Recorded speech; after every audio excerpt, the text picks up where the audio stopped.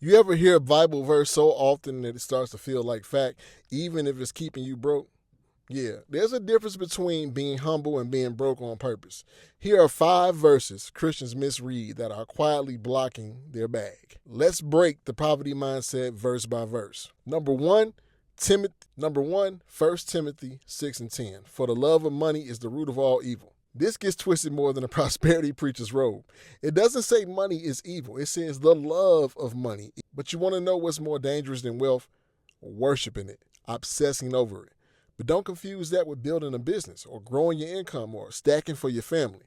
God isn't anti-rich. He's anti-idol. Verse 2, Matthew 19 and 21.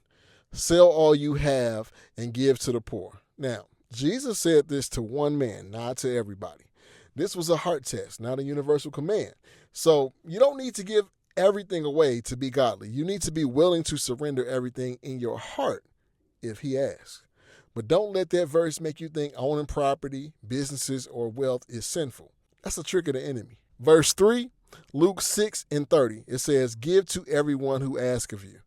Sounds generous, feels holy, but it's not a blueprint for wisdom with your finances. This is a simple principle about compassion, not financial structure. You can't give what you don't manage. You're not supposed to say yes to every request if it puts your house in disorder. Even Jesus had boundaries. Verse number 4, Matthew 6, 19 through 20. Do not store up treasures on earth.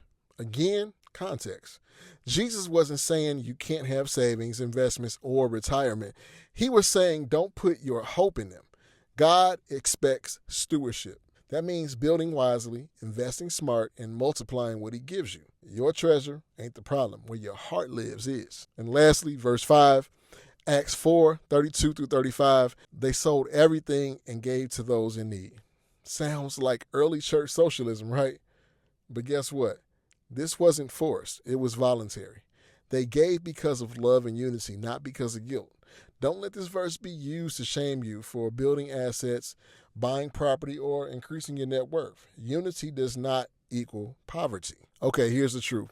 The Bible doesn't condemn wealth. It condemns idolatry, greed, selfishness, and laziness.